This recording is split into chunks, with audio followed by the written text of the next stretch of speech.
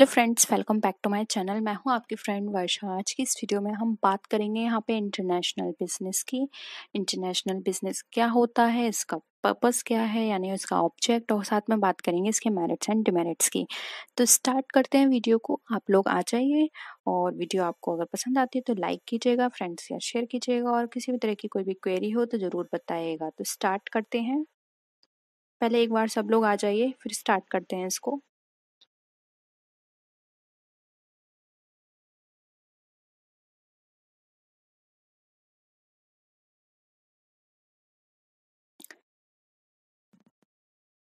देखिए, international business का मतलब यहाँ पर ये है कि आप जब कोई भी बिजनेस करते हैं तो उसको अपनी बाउंड्रीज यानी अपनी कंट्री के अंदर ना करके आप अदर कंट्री के साथ उस बिजनेस को कर रहे हैं। यानी कि गुड्स, जो भी सर्विस है, आप जिसमें भी डील करते हैं वो आप अदर कंट्रीज के कस्टमर के साथ कर रहे हैं। ठीक है, तो वो हमारा कहलाता है इंटरनेशनल बिजनेस। यानी कि आप अपनी बाउंड्री से बाहर जाके जब कोई भी एक्टिविटी करते हैं और साथ में उस एक्टिविटी को देने पर, यानी कि उसको सेल करने पर आप कुछ भी प्रॉफिट वहां पर अर्न करते हैं। ठीक है, इंटरनेशनल बिजनेस आज के टाइम में बहुत ही मेन है और बहुत ही पॉपुलर भी है, क्योंकि आज के टाइम में जो भी एक्टिविटीज ये सारी की जाती हैं वो ई कॉमर्स के थ्रू की जाती हैं। तो ई कॉमर्स में आप बहुत सारे वेबसाइट्स यूज करते हैं, जैसे कि अमेजोन है, ईबे है, अली एक्सप्रेस है।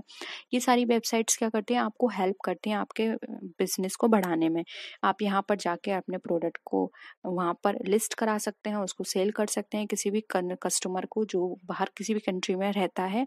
ठीक है, तो ये आज के टाइम में बहुत ही पॉपुलर है इंटरनेशनल बिजनेस। इस ट्रेड के अंदर आप अपने कस्टमर से किसी भी तरह वो कहीं भी इंटरेक्ट कर सकते हैं और अपने मुताबिक आप वहाँ पे प्रॉफिट अर्न कर सकते हैं। ठीक है, देखिए, international business refers to the business activity और transactions carried out beyond the national boundaries of a country. यानी कि आप बियॉन्ड जाके अपने बिजनेस को करते हैं। Countries depend on each other for a variety of economic transactions.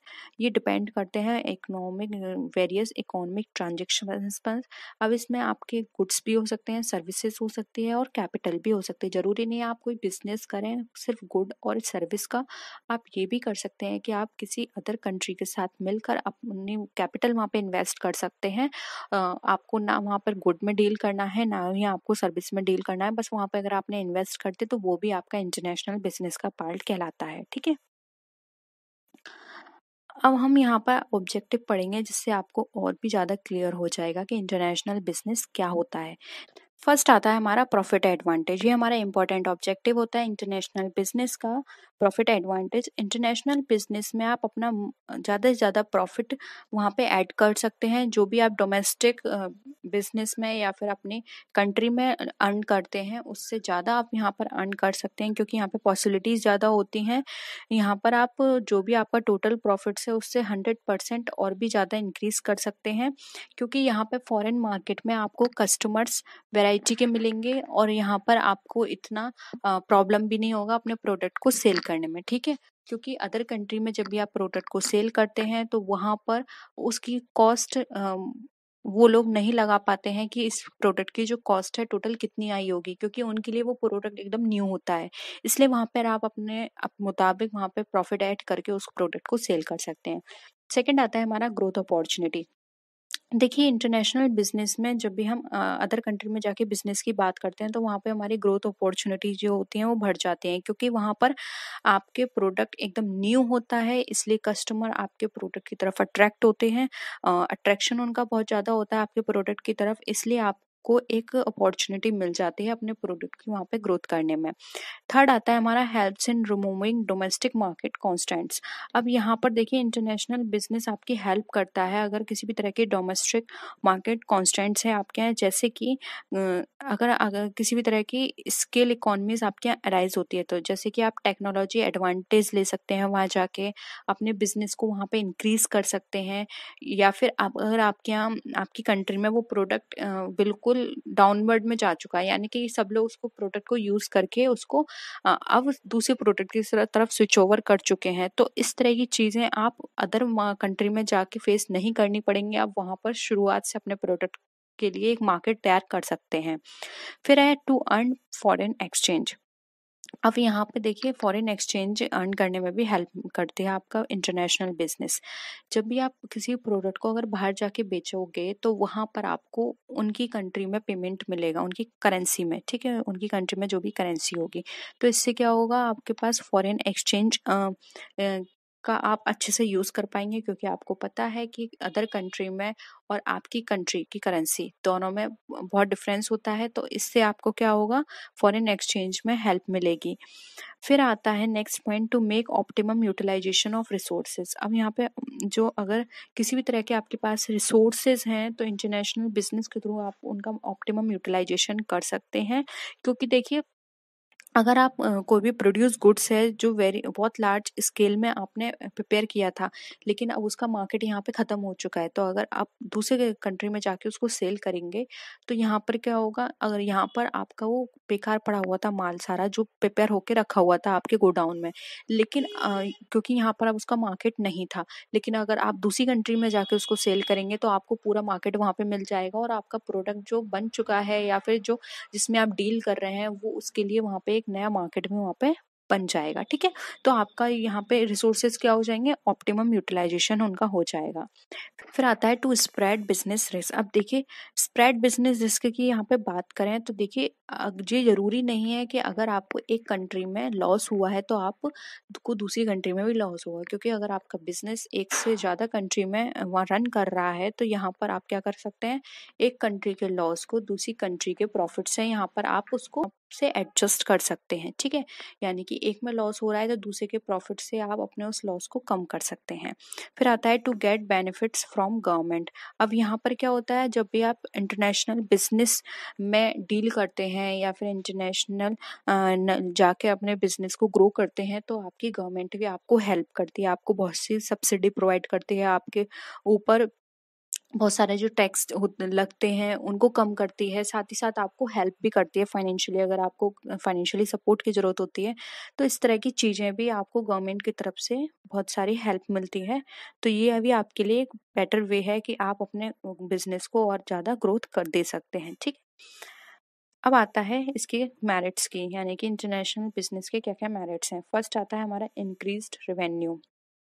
देखिए जब हम इंटरनेशनल बिजनेस की बात करते हैं तो हमारा जो रेवेन्यू है वो इंक्रीज होता है, क्योंकि हम जब दूसरी कंट्री में जाके बिजनेस करते हैं तो वहाँ पर हम अपने अकॉर्डिंग जो प्रॉफिट होता है उसको ऐड कर सकते हैं, और साथ ही साथ अपने मार्केट, जो हमारा मार्केट इंक्रीज होगा तो हमारा प्रोडक्ट भी ज़्यादा सेल होगा तो हमारा रेवेन्यू भी इसके मुताबिक इंक्रीज होगा ही। ठीक है, फिर है reaching new customer. Reaching new customer का मतलब यहाँ पर ये है कि जब भी आप दूसरे कंट्री में जाके प्रोडक्ट सेल करते हैं या सर्विस देते हैं तो आप नए कस्टमर के पास पहुंचते हैं, जिससे क्या होता है आपका प्रोडक्ट और भी लोग परचेस करते हैं। तो ये आपके लिए ओवरऑल हर तरह से फायदा पहुंचाता है। एक तो आपका कस्टमर, आप नए कस्टमर आपके बन रहे हैं, उनके साथ आपका रिलेशन नया बन रहा है, फिर आपके जो प्रोडक्ट है वो भी ज़्यादा सेल हो रहा है। फिर आता है assessing new talent. Assessing new talent का मतलब यहाँ पर ये है कि कंपनी जब भी किसी भी कंट्री में जाती है तो वो वहीं से हायर करती है पर्सन। तो यहाँ पर क्या होता है, आपको न्यू टैलेंट मिलता है तो आप वहाँ पर अपने प्रोडक्ट को और भी अच्छा बना सकते हैं, अपनी कंपनी के लिए उसको और भी अच्छे तरीके से यूज़ कर सकते हैं। आपको बाहर टेक्नोलॉजी अच्छी मिलेगी, आपको वहाँ पे स्किलफुल लेबर मिलेगी, हर चीज़ आपको वहाँ पे अच्छी मिलेगी, तो आप उसको अपनी कंपनी में बहुत अच्छी तरीके से बेटर यूटिलाइजेशन उसका कर सकते हैं। फिर आता है optimum utilisation of available resources. जो भी आपके पास अवेलेबल रिसोर्सेज है आप उसका बेटर यूटिलाइजेशन कर सकते हैं। फॉर एग्जाम्पल आप किसी ऐसी प्रोडक्ट में डील करते हैं जो प्रोडक्ट आपकी कंट्री में था ही नहीं, तो अगर आप जिस भी कंट्री से उस प्रोडक्ट को मंगा रहे हैं, अगर आप वहीं जाके अपने एक और ब्रांच वहाँ पे सेटअप कर लेते हैं तो आपके रिसोर्सेज का अच्छी तरह से यूटिलाइजेशन हो जाएगा। आपको जो आप बाहर से प्रोडक्ट मंगा रहे थे, रॉ मटेरियल मंगा रहे थे, वो मंगाने में आपको जो खर्चा आ रहा था वो आपका खर्चा यहाँ पे खत्म हो जाएगा।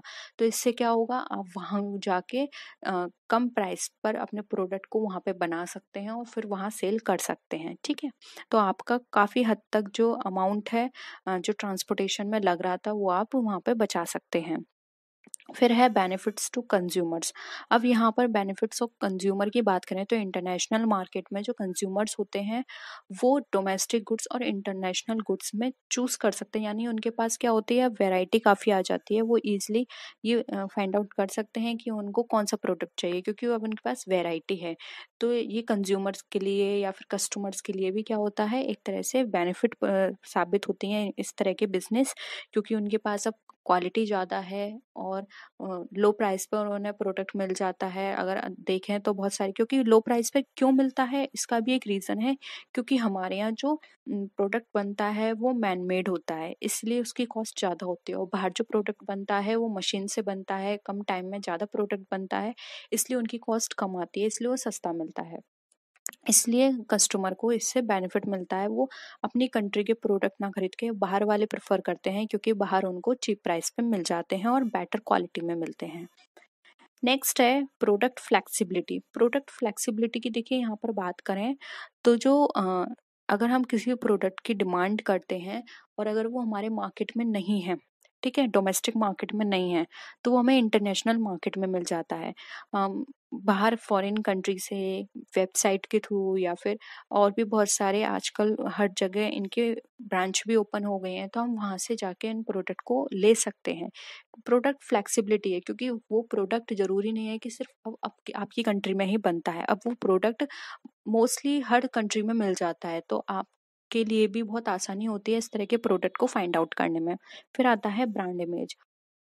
देखिए जब भी कंपनी डील करती है किसी भी इंटरनेशनल मार्केट में और जब वो अपने कस्टमर को टारगेट करती है, तो जब वो एक से ज्यादा कंट्री में प्रोडक्ट अपने सेल कर रही है, तो वहां पर उसका प्रोडक्ट क्या वो होता है, वो एक ब्रांड बन गया होता है। तो जब वो उसका प्रोडक्ट एक ब्रांड है, क्योंकि वो फॉरेन कंट्री में भी डील कर रही है, तो वहां पर ब्रांड इमेज के कारण भी उसको बहुत फायदा मिलता है। लोग उसके प्रोडक्ट को ज्यादा परचेज करते हैं, उसका एक न्यू ट्रेडमार्क होता है, कॉपीराइट उसके पास होता है, तो इससे उसका प्रोडक्ट भी और ज्यादा बिकता है। ठीक है, नेक्स्ट आते हैं। अब देखिए ये तो सारे फायदे थे कि इंटरनेशनल बिजनेस क्यों करना चाहिए या फिर किस किस को फायदा है। अब देखिए इसके कुछ नुकसान भी हैं। जैसे कि फर्स्ट आता है लैंग्वेज बैरियर। देखिए जब कोई भी बिजनेस पर्सन बाहर जाके बिजनेस करता है, तो उसके सामने जो सबसे बड़ा प्रॉब्लम अराइज होती है वो है लैंग्वेज बैरियर। जरूरी नहीं है कि उस पर्सन को वहाँ की लैंग्वेज आती हो, वहाँ का कल्चर उसे पता हो, और ये भी जरूरी नहीं है कि अगर वो उसको लैंग्वेज नहीं आती है तो वो वहाँ के कस्टमर के साथ अपना रिलेशन अच्छा बना पाएगा, क्योंकि लैंग्वेज एक बहुत बड़ा मीडियम होता है किसी भी कस्टमर के साथ इंटरेक्शन करने का या बाहर की कंपनी के साथ इंटरेक्शन करने का। तो यहाँ पे लैंग्वेज बैरियर एक बहुत बड़ा ड्रॉबैक है किसी भी इंटरनेशनल बिजनेसमैन के लिए। ठीक है, फिर आता है इकोनॉमिक डिपेंडेंस। यहाँ पे इंटरनेशनल बिजनेस की बात करें तो इकोनॉमिक डिपेंडेंस आ जाती है, क्योंकि यहाँ पे कैटेगराइजेशन हो जाता है under developed country and developing countries. तो मोस्टली यहाँ पर आपको इन तभी ऑफर किया जाएगा, या फिर अगर आप चाहते हैं कि आपकी कंपनी भी बाहर किसी कंट्री में जाके अपनी ब्रांच ओपन करे, तो आपको उसी हिसाब से प्रेफरेंस मिलती है कि आप किस कंट्री से डील करते हैं, वो सॉरी बिलोंग करते हैं।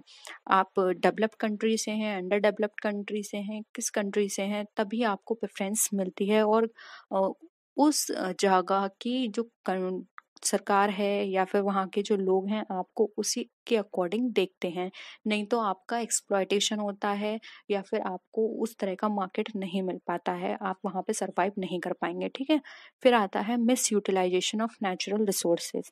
देखिए ये वाला जो पॉइंट था हमने इसके मेरिट में भी पढ़ा था, अब ये डिमेरिट में भी है। डिमेरिट में क्यों है, देखिए ये एक मेजर डिसएडवांटेज है इंटरनेशनल बिजनेस का, कि अगर आप किसी भी कंट्री में नेचुरल रिसोर्सेज हैं वहां पर, तो वहां पर क्या है, एक्सेसिव एक्सपोर्ट भी होता है।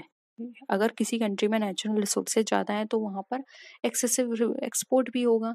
तो ज़्यादातर जो नेशंस होते हैं वो ओवर यूटिलाइजेशन कर देते हैं अपने रिसोर्सेज का, जिसके कारण और वो भी ओवर यूटिलाइजेशन क्यों करते हैं, सिर्फ मनी के उस चक्कर में, क्योंकि उन्हें क्या लगता है कि अगर हम इसको सेल कर देंगे किसी अदर कंट्री को तो हमारे पास क्या है, बहुत पैसा आएगा। तो सिर्फ इसी के कारण क्या होता है, कई बार मिस यूटिलाइजेशन भी हो जाता है रिसोर्सेज का। ये भी एक बहुत बड़ा ड्रॉबैक है, क्योंकि अगर आप इसी तरह से अपने रिसोर्सेज को अदर कंट्री को सेल करते रहेंगे तो कुछ टाइम बाद वो आपकी कंट्री में उसकी क्या हो जाएगी, उसकी कमी आ जाएगी, फिर आपको अदर कंट्री से और ज़्यादा अमाउंट पर उनको परचेस करना होगा, ठीक है। लेकिन लोग सिर्फ कुछ अमाउंट के चक्कर में कि हाँ अभी हमें इतना पैसा मिल रहा है, वो लोग उसको सेल कर देते हैं। फिर आता है एक्सप्लॉयटेशन ऑफ होम इंडस्ट्री। अब इसमें क्या होता है, अगर इंटरनेशनल बिजनेस के अंदर जब बाहर की एमएनसीज आके अपना बिजनेस करते हैं तो जो होम इंडस्ट्री होती है उनका एक्सप्लॉयटेशन होता है। कोई भी उनका प्रोडक्ट इस तरह से यूज़ नहीं करता, क्योंकि जब बाहर की कंपनी आके अपने प्रोडक्ट को सेल करे तो उसकी टेक्नोलॉजी अच्छी है, चीप प्राइस पर वो मिल रही है, ठीक है। तो यहाँ पर क्या होता है, जो होम इंडस्ट्री है जो कि मैन मेड है, जिनमें ज़्यादा मेहनत लग रही है, उनको कोई इतनी प्रेफरेंस नहीं देता, कोई उनका प्रोडक्ट उस परचेस नहीं करता, क्योंकि उनके प्राइस ज़्यादा होते हैं, उनमें मेहनत ज़्यादा लगती है। इसीलिए होम इंडस्ट्री जो होती है उनका एक्सप्लॉयटेशन होता है, या फिर उनके जो प्रोडक्ट हैं बहुत जल्दी डंपिंग में हो जाते हैं, ठीक है। तो इसलिए यहाँ पर जो हमारी होम इंडस्ट्री है उनके लिए इंटरनेशनल बिजनेस जो है बहुत ही बड़ा यहाँ पर ड्रॉबैक की तरह काम करेगा। फिर है सर्विसिंग कस्टमर। सर्विसिंग कस्टमर की यहाँ पर बात करें तो इंटरनेशनल बिजनेस के अंदर जो हमें सर्विस मिलती है, डिफ़िकल्ट होता है यहाँ पर आफ्टर सेल सर्विसेज कस्टमर को, ठीक है।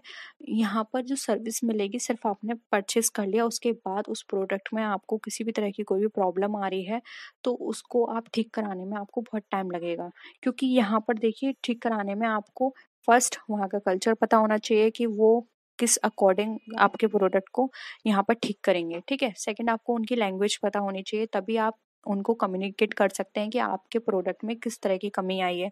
जब आप उनको अच्छे से कम्युनिकेट नहीं कर पाएंगे अपने इश्यूज, तो वो वहाँ पर उसको सॉल्व नहीं कर पाएंगे। इसलिए सर्विसिंग में बहुत प्रॉब्लम आती है, जो लास्ट में आफ्टर सेल सर्विसेज वाली जो सर्विस होती है, ठीक है। इसीलिए यहाँ पर बहुत सारे जोन्स ऐसे बनाए जाते हैं जो जहाँ पर आपके खुद की कंट्री के पर्सन हायर किए जाते हैं उनको सॉल्व करने के लिए। लेकिन फिर भी एक तरह से अगर हम बात करें तो 100% ये यहाँ पे परफेक्ट नहीं है। ये चीज़ यहाँ पे कहीं कभी ना कभी आपको कोई ना कोई प्रॉब्लम जो है वो फेस करनी पड़ती है, या फिर आप सिर्फ जो भी प्रॉब्लम है उसी के साथ उस प्रोडक्ट को यूज़ करते हैं, ठीक है। फिर आता है rivalry among Nations. Rivalry among Nations की बात करें तो इंटरनेशनल बिजनेस के अंदर बहुत सारी टेंशन्स होती हैं। और वो टेंशन्स क्यों होती हैं? कंपटीशन के कारण। हर कंट्री चाहती है कि वो एक्सपोर्ट ज़्यादा से ज़्यादा करे अपने प्रोडक्ट को। तो इससे क्या होता है, आपस में ही वो लोग कंपटीशन इतना कर देते हैं। तो जो इंटरनेशनल जो पीस है जो चाहते हैं हर गवर्नमेंट, वो यहाँ पे ख़त्म हो जाती है, और जो कंपटीशन होता है वो वॉर में बदल जाता है। इसलिए यहाँ पर ये भी एक बहुत बड़ा ड्रॉबैक है। हेल्दी कंपटीशन यहाँ पर नहीं होता है, जबकि आपको पता है कि इंटरनेशनल बिजनेस इन सब चीज़ों को वॉच करने के लिए WTO है हमारे पास। वो ये सारी चीज़ें देखता है कि किस किस कंट्री के बीच किस तरह की यहाँ पे ट्रेडिंग हो रही है। लेकिन फिर भी यहाँ पर क्या होता है, बहुत सारी चीज़ें हेल्दी तरीके से नहीं हो पाती हैं, जो कि इंटरनेशनल बिजनेस के अंदर होनी चाहिए, ठीक है। तो यहाँ पर हमने डिस्कस कर लिए इसके मेरिट्स, डिमेरिट्स और इसके मीनिंग्स। होप यहाँ पर आपको सारे चीज़ें यहाँ पे क्लियर हैं। कोई भी डाउट है तो ज़रूर बता दीजिएगा कमेंट सेक्शन में। हम नेक्स्ट जो इसकी क्लास करेंगे वो करेंगे थ्योरीज के ऊपर, जो इंटरनेशनल बिजनेस के अंदर कौन कौन सी थ्योरीज हैं उसके बारे में बात करेंगे, ठीक है। तो आप लोग रिवीजन करके आइएगा। तो नेक्स्ट वीडियो में फिर मिलते हैं और अच्छी वीडियोस के साथ। तब तक के लिए टेक केयर, बाय बाय।